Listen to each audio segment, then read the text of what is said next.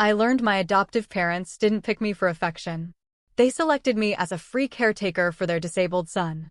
Today, I am finally departing from them. Can you imagine finding out your entire life was a carefully constructed lie?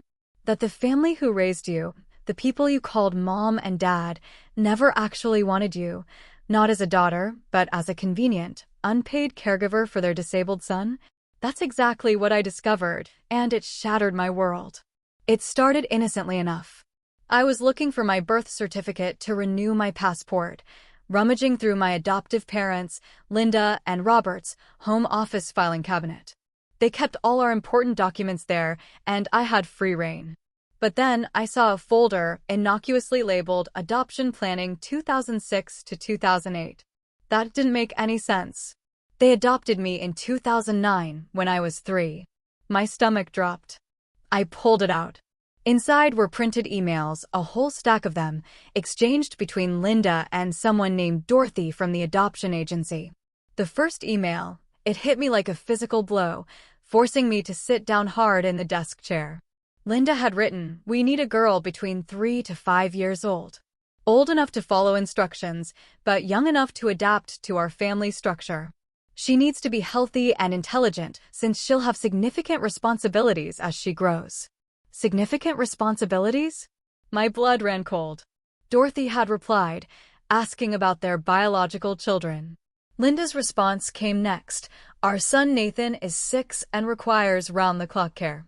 We need someone who can grow into a helper role. Someone grateful for the opportunity who won't complain about the dedication required." I kept reading, my hands numb, the words blurring through a haze of disbelief. The ideal candidate would be from difficult circumstances, another email stated. Someone who will appreciate any family situation and understand that sacrifice is part of love. There were psychological profiles, income statements, and then a photo. A photo of me at the orphanage with a note. "This one shows signs of being naturally nurturing. Already helps with younger children. Perfect temperament for your needs." Perfect temperament for your needs. It wasn't about my needs. It was about theirs. I heard footsteps. Panic. I shoved the folder back into the cabinet just as Linda walked in, her face bright. "Found your birth certificate?" she asked. "Yeah, I lied," my voice tight. "Right here." That night at dinner, the world had shifted. I saw them differently, saw everything differently. I watched Linda cut Nathan's food while I still instinctively cleaned up his spills.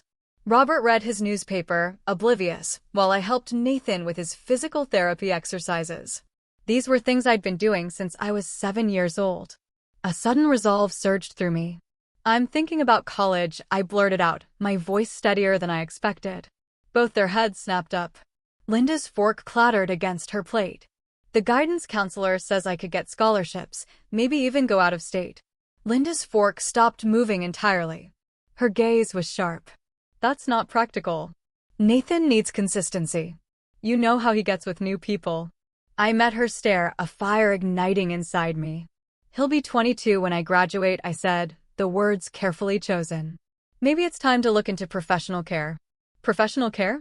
Robert's voice was suddenly sharp, angry. "You want to abandon your brother to strangers?" I took a deep breath. This was it. "He's not technically my brother, though," I said, each word precise. "I'm adopted." The silence that followed was deafening, suffocating. Linda's eyes narrowed. "How dare you?" she whispered, her voice laced with venom. "After everything we've done for you. What exactly have you done for me?" I shot back, the anger finally breaking through. "Besides, give me a home where I work as an unpaid caregiver?" "We gave you a family," Robert interjected, his newspaper now a weapon. "We chose you." "You chose me to be Nathan's keeper," I retorted, the words spilling out. I found the folder. The emails with Dorothy. About needing a grateful orphan who wouldn't complain about sacrifice. Linda's face went white, utterly drained of color. "You went through private documents," she hissed. "They're about me," I said, my voice rising. "Emails discussing me like I was ordering a service dog for Nathan. Did you ever actually want a daughter, or just free healthcare?" "Nathan is your brother." Linda screamed fiercely. "We are your parents. Biology doesn't matter. It mattered enough that you kept him but shopped for me." I fired back. It mattered enough that he gets therapy and specialists while I get told to be grateful. When was the last time you came to any of my school events? Someone has to stay with Nathan, she said automatically, the road excuse making my blood boil. Right, I said, a bitter laugh escaping me. And that someone is always me. Since I was 7 years old. Robert stood up abruptly, his chair scraping back. You're being selfish. We saved you from that orphanage. You could have aged out of foster care, but instead, you got a loving home. A loving home where I missed every field trip to watch Nathan. I cried, tears pricking my eyes. Where I couldn't join clubs because he needed me after school. Where you told my teachers I was naturally mature, when really you just needed me to grow up fast to help with his care. We never forced you. Linda wailed, desperation in her voice. You never had to. I spat, tears now streaming down my face. You just reminded me constantly how lucky I was. How family takes care of family. How grateful I should be for this opportunity while you used the money you saved on caregivers for vacations. I couldn't go on because someone had to watch Nathan. Nathan made a small sound from his wheelchair. Usually, I'd jump up immediately, but this time, I stayed seated, defiant. Get up. Linda hissed, her voice a low growl. Your brother needs you. No, I said, the word a whisper but firm. I stood, but instead of going to Nathan, I walked toward the stairs. Where are you going? Robert demanded, his voice thick with rage. I turned, a slow, deliberate smile spreading across my face. My answer made them both utterly lose their minds. I'm moving out. And I'm going to college. Linda's chair scraped back, so violently it tipped over with a crash. She screamed, a primal sound, calling me the most ungrateful, selfish person she'd ever known. Robert slammed his newspaper down, roaring about me abandoning Nathan when he needed me most. I didn't respond. I just turned and walked toward the stairs. Linda was right behind me, shouting about everything they'd sacrificed. I reached my room, stepped inside, and as she lunged to follow, I shoved the door closed with all my might and flipped the lock. Her fist hit the wood instantly, a loud, jarring thud. I leaned against the door, my heart pounding, my hands shaking so bad I could barely unlock my phone. I found Aurora's number, my school counselor, and pressed call. It was 8 at night, but she answered on the 3rd ring. The second I heard her voice, I started crying. The whole story poured out in broken pieces between sobs, the folder, the emails, Dorothy, being chosen as free help for Nathan. Aurora listened, patiently, without a single interruption. When I finally stopped, gasping for air, she told me to breathe, to come to her office first thing tomorrow morning. We'll figure this out together, she promised. I thanked her, my voice raw, and hung up. Linda was still pounding on my door, her voice shifting from rage to desperate pleas, demanding I come out and apologize for being dramatic. I ignored her. I opened my closet. I didn't own a real suitcase. I'd never gone anywhere that required one. I grabbed garbage bags from under my bathroom sink and started stuffing clothes inside, shirts, jeans, underwear, my school hoodie. Linda kept pounding and yelling. Robert joined her a few minutes later. He threatened to cut off my phone, take away my car. I walked to the door, but didn't open it. Through the wood, I calmly informed him that the car was registered in my name because they made me pay for it with money from my part-time grocery store job. He could check the DMV records if he wanted. The hallway went completely silent. I heard their footsteps retreat downstairs. I went back to packing. 2 garbage bags, holding everything I owned. I sat on my bed, pulled up my texts, found Lexi's name, and typed out a frantic message. My adoptive parents only wanted me as free help for their disabled son. I found proof. They're losing it. Can I crash at your place tonight? She responded in under a minute. OMG, yes. Come now. My mom is already making up the guest room. I told her I'd be there soon, slipped my phone into my pocket. It was 9:30. I needed to wait until they were asleep. I turned off my light and lay on my bed, fully dressed, listening. I could hear them talking downstairs, Linda's voice high and panicked, Robert's low and angry. Nathan made sounds from his room next to mine. I stared at my ceiling, counting the glow-in-the-dark stars I'd stuck up there when I was 10. At 11:45, the house was quiet. I stood up, eased my window open as slowly as possible. The screen popped out easy. I'd done this before, sneaking out with friends. I dropped my bags to the grass below. Soft thuds. I climbed out feet first, hung from the sill, let go, and hit the ground, my knees bending to absorb the impact. I grabbed both bags and walked quickly down the driveway. The street was empty and dark. I kept walking, 3 blocks that felt like 3 miles, the garbage bags cutting into my palms. Then, Lexi's mom's car sat at the corner, engine running. Lexi jumped out, grabbed one of my bags, and hugged me hard. Her mom got out, opened the trunk. We loaded everything in. Nobody said a word. I got into the back seat, Lexi beside me. Her mom drove us across town. I looked back once, but our street was already gone. Linda never even noticed I'd left. I slept on Lexi's guest room bed and woke up to sunlight filtering through unfamiliar curtains. Lexi knocked and came in with toast and orange juice. She said her mom had already called work and taken the day off to help me. After breakfast, Lexi's mom drove me to school. Aurora was waiting in her office, the door open. She hugged me, sat me down, and explained she'd already made some calls that morning. She had a friend named Mia Bergman, a college counselor who worked with students from difficult home situations. Mia had agreed to squeeze me in for an emergency appointment that afternoon at 3. Aurora wrote down the address, handed it to me. "This is going to work out," she said, her conviction a comforting balm. I wanted to believe her more than anything. Lexi and I spent the morning in the library, attempting homework we couldn't focus on. At 2:30, Lexi's mom picked us up and drove me to Mia's office downtown. The building was old brick with a small sign. Mia met us in the lobby, gray hair pulled back, kind eyes behind wire glasses. We went up to her office on the 2nd floor. She had me sit in a comfortable chair across from her desk. "Tell me your situation," she said gently.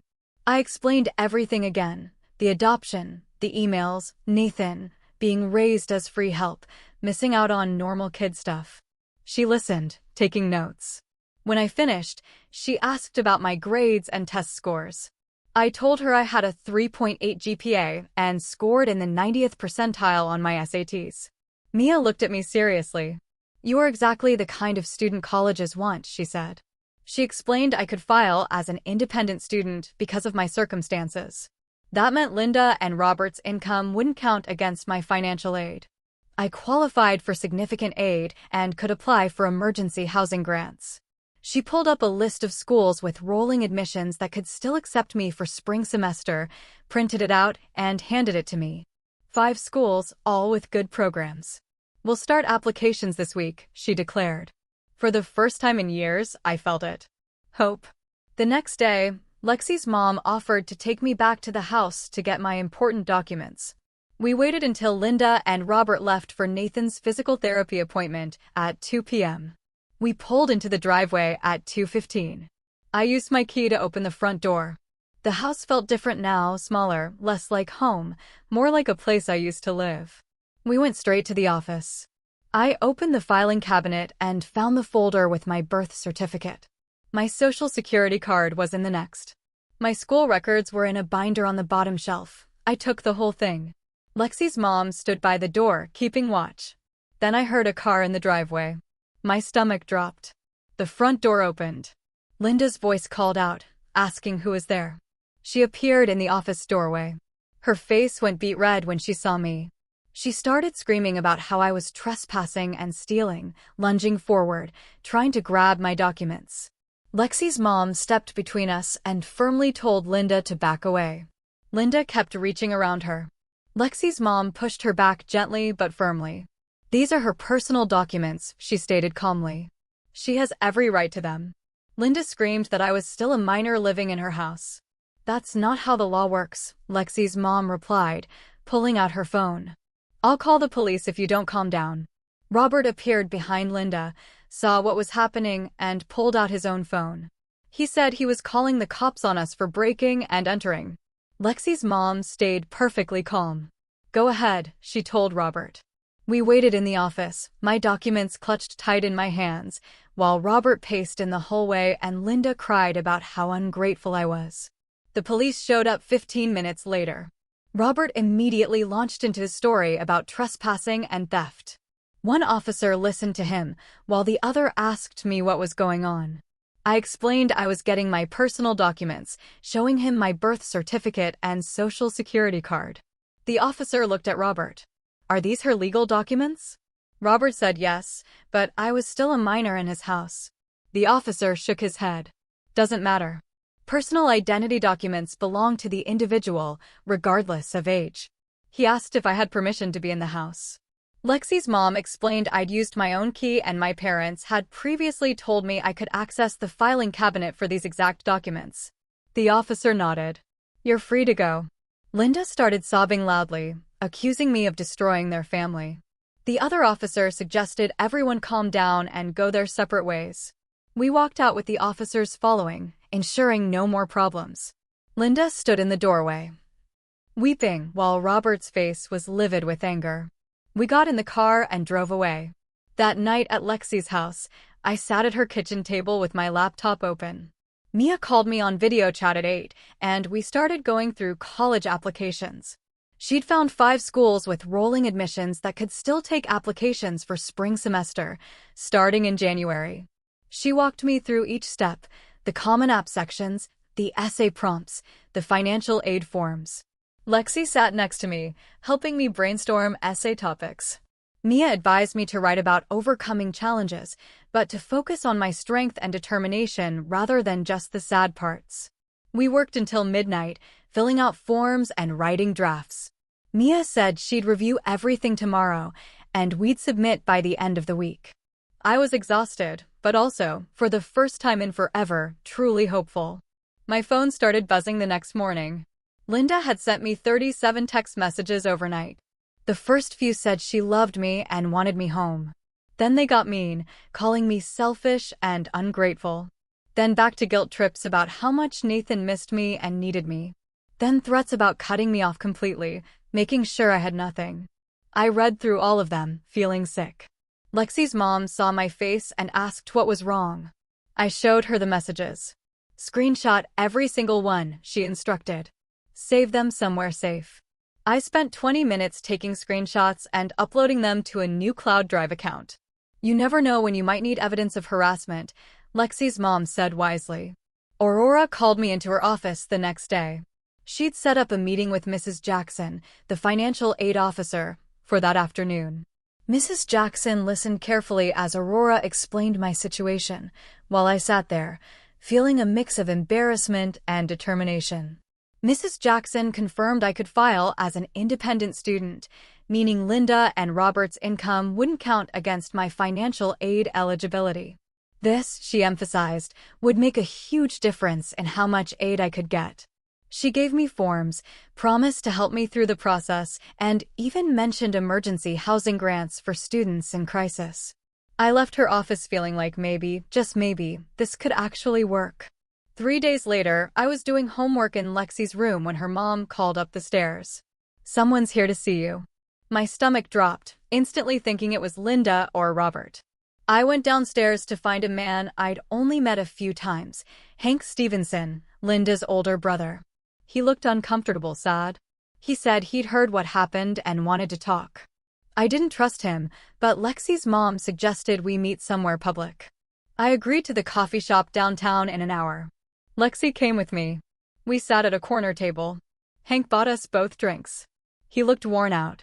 He said Linda had called him, crying about me leaving, and he'd pressed her until she admitted about the adoption emails. He'd always thought something felt off about my adoption, but he'd never questioned it directly. Now, he felt sick knowing the truth. He said what Linda and Robert did was disgusting and wrong.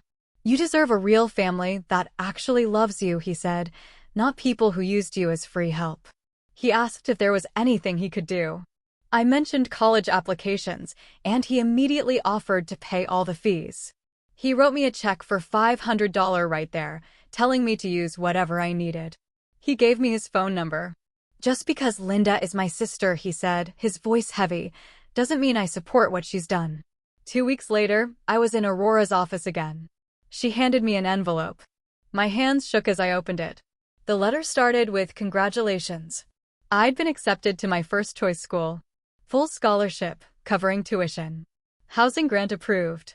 Meal plan included. Spring semester start date in January. I read it 3 times to make sure it was real. Then I started crying, tears of pure relief and joy. Aurora hugged me. "This is just the beginning of your real life," she said. I called Mia, who screamed with excitement. 3 more schools will probably accept you too, but this one is perfect. I sat in Aurora's office for an hour, just holding that letter, finally feeling like I could breathe. Linda found out about my acceptance from someone she knew who worked at the school. She called me that night, screaming that I was destroying Nathan's life by abandoning him. She said he cried every day asking for me, that I was selfish and cruel, and she regretted ever adopting me. I listened for about 30 seconds, then hung up. I blocked her number. Then Robert's. Then I went through all my social media and blocked both of them everywhere. Lexi's mom said I didn't owe them access to me ever again. Robert tried a different approach a few days later, sending a long email with the subject line, "Please read." I opened it. 3 paragraphs about how they'd saved me from the orphanage, given me opportunities, how I owed them something. He said walking away without gratitude showed a lack of character, that I'd regret this decision when I was older. I read the whole thing once, then deleted it without responding. I didn't owe him an explanation or a debate. Mia called the following week. Her husband, Richard Bergman, a social worker specializing in family services, wanted to talk to me. We met at a diner near campus. Richard was kind, straightforward. Mia had told him my story, and he wanted me to understand something important.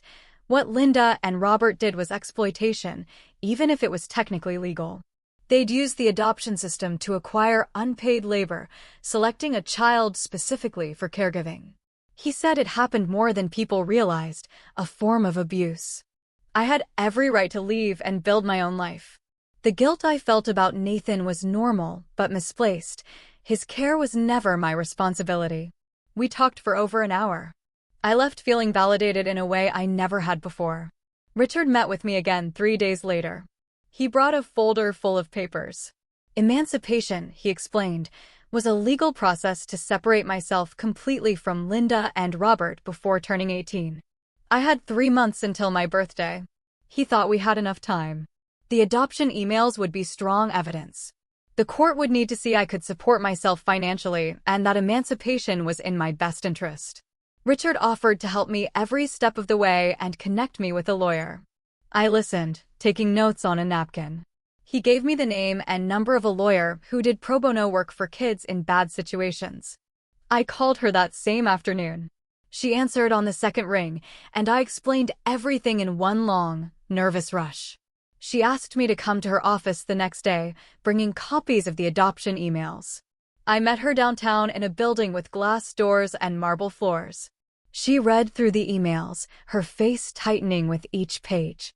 "These are exactly the kind of evidence that will convince a judge," she said. She agreed to take my case for free. What Linda and Robert did was wrong, even if technically legal. We spent 2 hours going over my situation. She asked about my grades, my job, my living situation, my future plans. I showed her my college acceptance letter and financial aid package. She said I had a strong case and she'd start filing the papers immediately. She also wanted to contact Dorothy at the adoption agency for more documentation. I gave her permission. 4 days later, the lawyer called with news. Dorothy had been shocked and upset to learn how Linda and Robert had used the adoption arrangement. Dorothy provided additional emails and notes from their file, showing they'd specifically requested a child for caregiving purposes. "This documentation makes our case even stronger," the lawyer said. "It shows a pattern of intentional exploitation." She'd already filed the emancipation petition. Linda and Robert would receive the papers within a week. I felt sick thinking about their reaction, but also relieved that things were moving forward. Richard checked in with me every few days. Lexi's mom said I could stay with them as long as needed, but Richard was working on a better solution. The emancipation papers arrived at Linda and Robert's house on a Tuesday morning. I know because Robert called Hank screaming within an hour. Hank called me right after. Robert had demanded Hank stop helping me and threatened to cut him off from the family. Hank told Robert he was ashamed to be related to him and hung up. Robert tried calling back 6 times. Hank didn't answer. Linda sent me a series of text messages that started with begging and ended with threats. I saved all of them and forwarded them to the lawyer. She said they might actually help our case, showing Linda's true nature. Richard called me 2 days later. He'd arranged a temporary foster situation for me while the emancipation was processed. The foster parents lived 20 minutes away, had experience with older teens in transition. I met them that weekend. Their house was small but clean, comfortable. They seemed genuinely kind, telling me they just expected normal household chores like any family member. No caregiving duties. No special responsibilities. Just regular teenage stuff. I moved in the following Monday with my garbage bags of clothes and the few possessions I actually owned. My new room had a bed, a desk, a window looking out at their backyard. It was the first space that felt like mine without strings attached. The foster parents worked normal jobs, treated me like a regular person, not a servant or a burden. I started sleeping better than I had in years. Aurora called me during my second week at the foster home. Nathan's physical therapist had reached out, asking about me. The therapist noticed I was gone, and Nathan seemed confused about where I went. A sharp stab of guilt pierced me. I called Richard, crying. He gently reminded me that Nathan's care was never my responsibility. Linda and Robert were Nathan's parents. They needed to handle his confusion and adjustment. My guilt was normal, but misplaced. I was a child when they assigned me that role. The guilt didn't go away completely, but it got easier to manage. The emancipation hearing was scheduled for 4 weeks after we filed the papers. The lawyer prepared me for what to expect, warning me Linda and Robert would likely show up with their own lawyer. The morning of the hearing, I wore the nicest clothes I owned and tried not to throw up from nerves. Richard and Mia came with me for support. Hank wanted to come, but the lawyer thought it best to keep the focus on me. Linda and Robert arrived with a lawyer in an expensive suit, sitting on the opposite side of the room. Linda kept staring at me with a wounded expression. Their lawyer tried to paint me as rebellious and ungrateful, talking about how they'd saved me from the orphanage, given me opportunities. He said I was throwing away a loving family over normal teenage complaints. My lawyer stood up and handed the judge copies of the adoption emails. She walked him through each message, showing how Linda and Robert had specifically shopped for a child to use as Nathan's caregiver. The judge's face changed as he read, looking disgusted when he reached the part about finding a grateful orphan who wouldn't complain.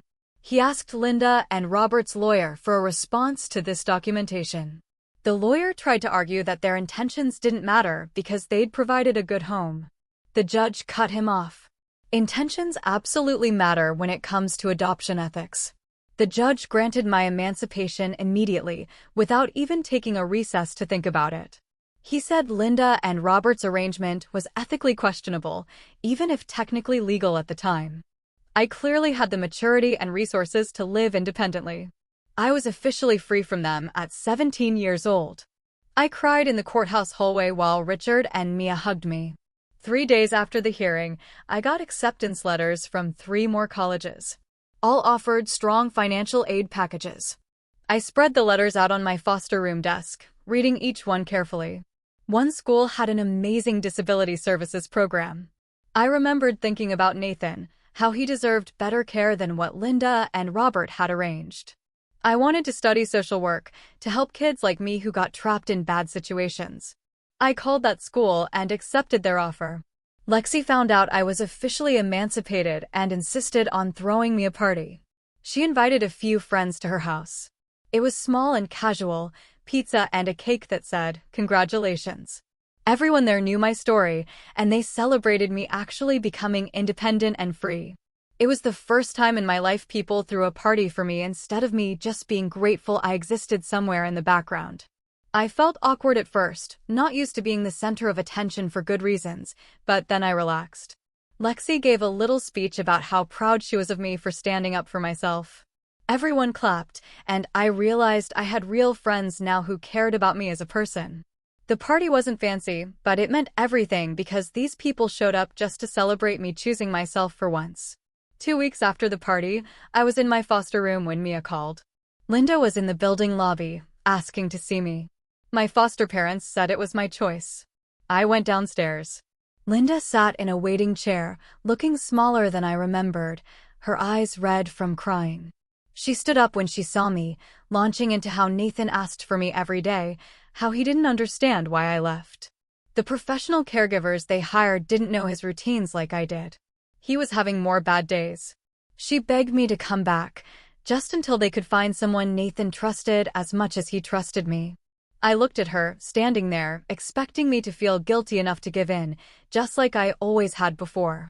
Hire the professional care you should have gotten years ago, I said, my voice steady, and walked toward the elevator. She called after me, but I pressed the button and didn't turn around. When the doors closed, I could still hear her crying in the lobby, but I didn't feel bad about it. 3 days later, my lawyer called. Robert had sent a formal letter through their attorney, offering me $10,000 to come back and help with Nathan until they found a suitable replacement caregiver. Their lawyer had carefully phrased it to sound like a reasonable business arrangement, not what it truly was. My lawyer read the whole thing to me, and I could hear the disgust in her voice. She said I didn't have to respond, that silence was often the best response to manipulation. I thanked her and hung up, not giving Robert's offer another thought. The money didn't matter. No amount of cash could make up for the childhood they took from me. That weekend, Hank picked me up early. Saturday morning in his truck. "We're going shopping for your dorm room," he announced. "Making sure you have everything you need." We drove to 3 different stores. He let me pick out whatever I wanted, never checking price tags or saying something was too expensive.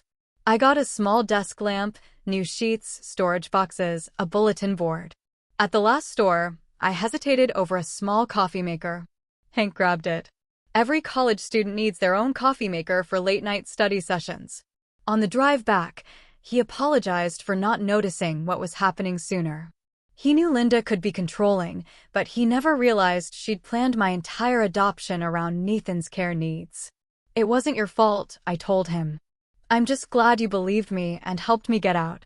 The following Tuesday, I had my first appointment with a therapist who worked specifically with adopted kids who had trauma. Richard had recommended her. Her office was small, comfortable, with soft chairs and plants. She asked me to tell her my story from the beginning. I explained finding the emails, realizing why Linda and Robert really adopted me. She listened without interrupting, taking notes.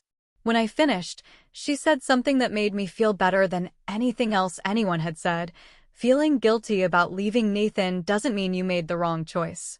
She explained that guilt was a normal response when you care about someone, but my guilt was used to manipulate me into staying in a harmful situation. Learning to separate real guilt from manipulated guilt, she said, would be an important part of my healing process. 2 weeks after that, Aurora called me into her office with a huge smile. She'd nominated me for a scholarship specifically for students overcoming adversity. I needed to write an essay about my experience. It was worth $5,000 for books and expenses. I spent 3 days on that essay, writing about everything that happened. Finding the emails, being chosen as Nathan's caregiver, missing field trips, growing up too fast. How I finally stood up for myself.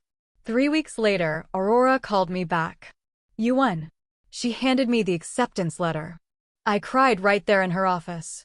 It felt like proof that my story mattered, that people understood why I had to leave.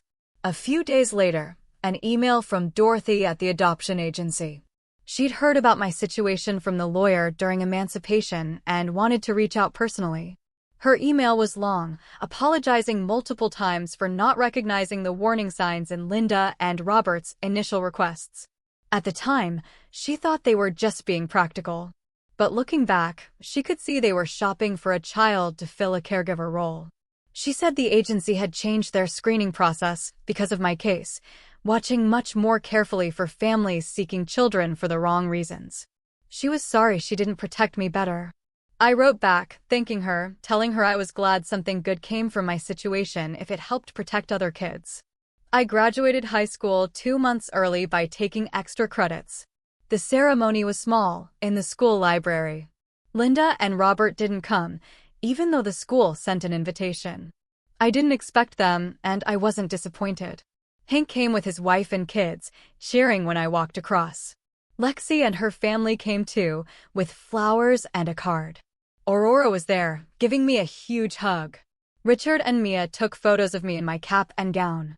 It was the first graduation ceremony I ever had where people actually came to celebrate me, instead of me being stuck at home watching Nathan.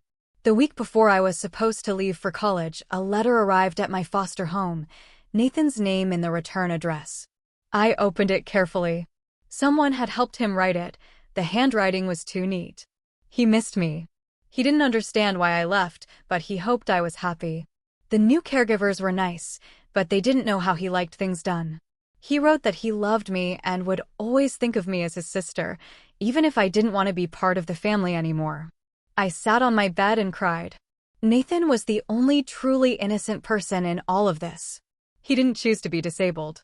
He didn't ask Linda and Robert to adopt me as his caregiver. He just wanted someone who cared. And I did care, even though I couldn't stay. I spent 2 hours writing Nathan back, trying to explain things in a way he might understand. I told him I loved him too, that leaving wasn't about him at all. I needed to live my own life, go to college, become the person I was supposed to be.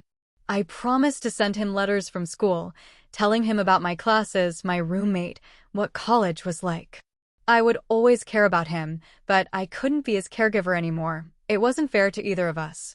I meant every word. None of this was Nathan's fault. He deserved to know I didn't abandon him out of anger or hate. The next day, Linda sent an email to my school address. I almost deleted it without reading, but the subject line, "We need to talk," made me open it. I expected another guilt trip. Instead, it was full of nasty comments about how I would fail at college, crawl back begging them to take me in. I was too damaged from the orphanage to ever succeed, she wrote. I would realize too late what a mistake I made leaving them. Nathan would forget about me eventually, and I would end up alone, with nobody who cared whether I lived or died. I read the whole thing twice, my hands shaking with anger. Then I forwarded it to my therapist, without responding to Linda at all.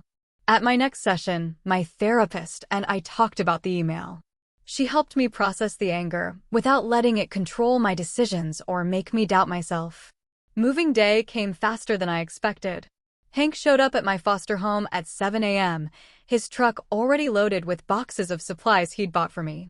My foster parents had their car packed with bedding and kitchen stuff they'd helped me gather. We drove 3 hours to campus in a small convoy. I spent the whole drive staring out the window, feeling like I was heading towards something real for the first time in my life. The campus was bigger than I remembered, students everywhere moving into dorms.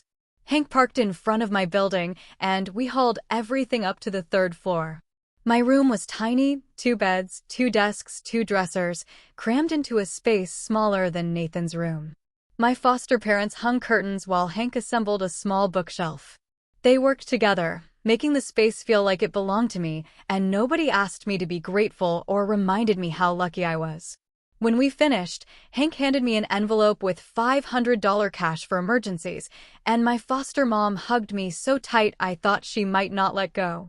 They left around dinner time. I sat alone in my new room, feeling strange, free, and a little scared. My roommate showed up 2 hours later, dragging a huge suitcase and 3 boxes on a dolly. Tabitha Roach. Bright red hair in a messy bun, freckles across her nose. She dumped her stuff, stuck out her hand to shake mine. We spent the evening unpacking and talking about our majors. When I told her I was studying social work, she got really excited. That was her major too. She wanted to work with kids in foster care because she'd been in the system herself from age 12 to 18. I told her my whole story, the adoption, the emails, leaving Linda and Robert. Tabitha listened without interrupting. When I finished, she said. She understood completely. Her foster parents had used her for the monthly checks and never actually cared about her. We stayed up until 2 a.m., talking about our plans to help vulnerable kids and make sure what happened to us didn't happen to other children. By the time we finally went to sleep, I realized I'd made my first real friend, someone who knew everything about my past and didn't judge me. The next morning, I met my academic advisor. She had my files spread out on her desk and spent an hour helping me plan my course schedule for the next 4 years. Classes for social work, for graduate school, child development, family systems, trauma counseling. For the first time in my life, I was planning a future based on what I wanted to learn, who I wanted to become, instead of what someone else needed from me. The advisor asked about my goals. I told her I wanted to work in adoption services, making sure kids didn't get placed in situations like mine. She wrote everything down. Your personal experience will make you an incredible advocate for children who can't speak for themselves. When I left her office, I had a clear path forward and a schedule that belonged entirely to me. Classes started 3 days later. I walked into my first lecture hall feeling nervous and excited. The room was huge, stadium seating, 100 other students. My professor, a woman in her 50s who'd worked in child protective services for 20 years, talked with so much passion that I found myself taking notes as fast as I could write. My other professors were just as encouraging. By the end of the first week, I realized something important. I was actually smart when I wasn't exhausted from taking care of Nathan all the time. My brain worked better when I got enough sleep, when I didn't have to spend every evening doing physical therapy exercises and feeding someone else dinner. I participated in class discussions, asked questions, and felt my confidence growing every day. The campus had an organization for students from difficult family backgrounds. I found out about it from a flyer and decided to go to the first meeting. There were about 15 students sitting in a circle. They introduced themselves. Some had been in foster care, some had abusive parents, some homeless. When it was my turn, I told them about being adopted as free labor for Nathan, finding the emails, leaving. Nobody looked shocked or disgusted. They nodded, like they understood completely. Sharing my story with people who got it made me feel less alone, more sure that I'd made the right choice leaving Linda and Robert. We met every week after that, and slowly, I started to feel like I belonged somewhere for real. Midterms came in October. I studied harder than I'd ever studied for anything in my life. Hours in the library, notes, textbooks, study groups. When I got my grades back, I had straight A's across all 5 classes. I sat in my dorm room, staring at the reports on my laptop screen, and started crying. Tabitha asked what was wrong. These are the first grades anyone has ever cared about besides me, I sobbed. Linda and Robert never came to parent-teacher conferences, never asked about my homework, never celebrated when I did well. They only cared that I was available to watch Nathan. I called Hank, told him my grades through happy tears. He said he was proud, that he'd known all along I was smart enough. He sent me flowers the next day with a card that said, "Keep going." I put them on my desk where I could see them while I studied. Linda tried to contact me in early November through my college email address. The message was long, full of guilt trips about Nathan, about how I owed them something. I read it twice, my hands shaking with anger. Then I walked straight to campus security, showed them the message along with her previous nasty email. The security officer took my information seriously, helping me file for a formal no-contact order through the university. It would prevent Linda from contacting me through any college systems.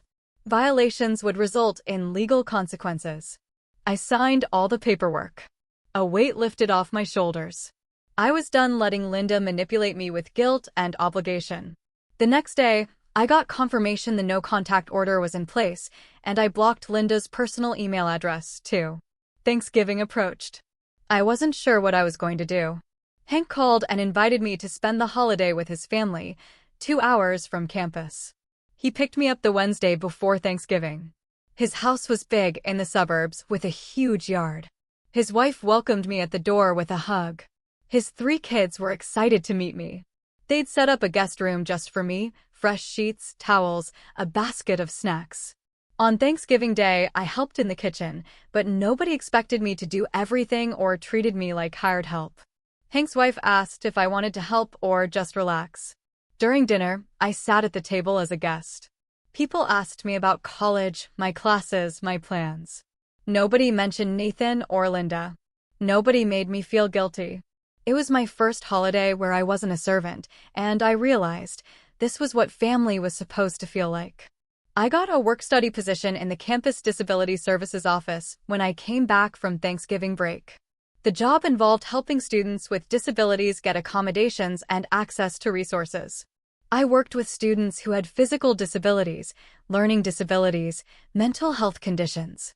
At first, I worried it would remind me too much of Nathan, make me angry. Instead, it helped me separate Nathan from my feelings about Linda and Robert. These students were getting the support they needed and deserved. Nobody was using them. Nobody expected family members to sacrifice everything for their care. I realized Nathan wasn't the problem, never had been. The problem was Linda and Robert choosing to adopt me as unpaid labor instead of getting him proper professional care. Working in this office made me want to help people with disabilities even more, because everyone deserved support and nobody deserved to be used. Dorothy from the adoption agency contacted me in December through the personal email I'd given her permission to use. She said the agency wanted to feature my story, anonymously, in their training materials to help prevent similar situations. They were revising their screening procedures and wanted to use real examples of what could go wrong when adoptive parents had ulterior motives. I agreed immediately. If my story could help even one kid avoid what happened to me, then sharing it was worth any discomfort. Dorothy sent me the draft of the training module. I read through it carefully, making sure all the details were accurate. Seeing my experience laid out as a cautionary tale felt strange, but also important. The agency was taking responsibility for missing the warning signs. I signed the release forms, knowing that something good might come from all those years of being Nathan's keeper. Christmas break came. I bought a card for Nathan at the campus bookstore, a simple winter scene. I wrote a short message telling him I was doing well, hoping he was happy. I included a photo Tabitha took of me in front of the main campus building, snow falling. I addressed the envelope to Nathan at the house and mailed it. 2 weeks later, Hank called. Nathan got the card. He kept looking at the photo over and over. Hank said Nathan put it on the small table next to his bed, where he could see it every morning. I felt good. Nathan and I could have some kind of connection that didn't involve me taking care of him or giving up my life. This was a relationship I could choose on my own terms. Spring semester started in January. I met with my advisor. I wanted to declare my major officially, social work, with a special focus on adoption rules and how to protect kids. She looked over my first semester grades and the essay I wrote for the scholarship. She said my personal story would make me a really good person to help other kids going through hard situations with adoption. I signed the papers right there. I walked out feeling like I'd made the first big decision about my future that was completely mine. Nobody told me what to study or pushed me towards something that would help them. I chose social work because I wanted to stop what happened to me from happening to other kids. My psychology class had a guy named Beckett Salter who sat 2 rows behind me. He started talking to me after class one day about an assignment, and we ended up getting coffee. We kept meeting to study, and after a few weeks, he asked if I wanted to see a movie off campus. I said yes, nervous. Linda and Robert never let me go out with friends in high school. I always had to be home for Nathan. Beckett was easy to talk to. He asked me about my classes and interests like he actually cared. He didn't expect me to do anything for him or take care of him. When I told him about my situation, he listened without judging. He said I was brave for leaving. Dating him felt different from anything I'd experienced before because he valued me for who I was as a person. Hank called me in February with news about Nathan's care. Linda and Robert had spent months trying to get family members to help watch Nathan for free, but everyone kept saying no. Finally, they had to hire professional people to come to the house. Hank said Linda called him, crying about how much the caregivers cost, how they never realized it would be so expensive. I felt bad for Nathan. He deserved good care. But I didn't feel sorry for Linda and Robert at all. They could have hired professionals years ago instead of using me as free labor. They chose to save money by making me sacrifice my childhood. And now, They were dealing with the real cost of their decision. In March, I found an opening for a summer job with a group that helps adopted kids and makes sure they have rights and protection. I spent a whole weekend writing an essay about why I wanted the position, including details about my own adoption. I sent in my application on a Monday and got an email back on Wednesday offering me the job.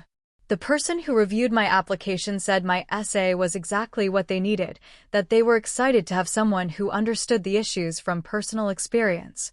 I accepted immediately. I felt proud that my story could actually help other kids, instead of just being something painful. My therapy appointments continued every other week. In April, my therapist told me I'd made huge progress. When you first started coming, she said, you felt guilty about every choice and constantly worried about being selfish. Now, you can make decisions based on what you want and need without that heavy guilt sitting on your chest. She was right. I barely thought about Linda and Robert anymore, except when Hank called with updates. I didn't feel bad about being at college or dating Beckett or planning my future. Choosing myself felt normal now instead of wrong. The end of the school year arrived in May. I'd kept my grades at straight A's through both semesters. I made real friends beyond just Tabitha, people from my social work classes and the campus group. Beckett and I were still together, and he'd asked if I wanted to keep dating over the summer. I looked at how my life had changed in less than a year.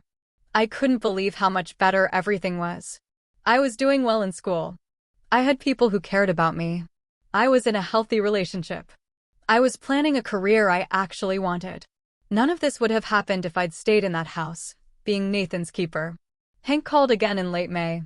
Linda and Robert were having money problems now that they were paying for Nathan's professional care. They'd been using the money they saved by not hiring caregivers for other things, like vacations and a new car. Now their budget was really tight. They'd asked Hank for a loan, but he refused, telling them they should have planned better. I felt sympathy for Nathan. He didn't ask for any of this. He deserved good care no matter what. But I felt nothing for Linda and Robert struggling with the consequences of their choices. They used me for 16 years to avoid paying for proper help. I was completely okay with not feeling bad about their situation. The social work department held an award ceremony in early June. My advisor told me I'd been selected for the Outstanding First-Year Student Award based on my grades and my commitment to helping vulnerable kids.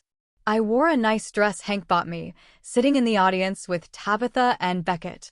When they called my name, I walked up on stage and accepted the award to applause. The department chair asked me to say a few words.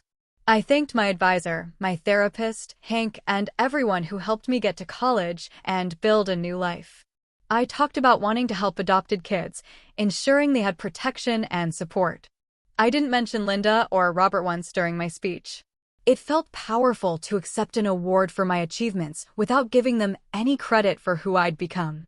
Summer started. I moved my stuff into storage at Tabitha's parents' house.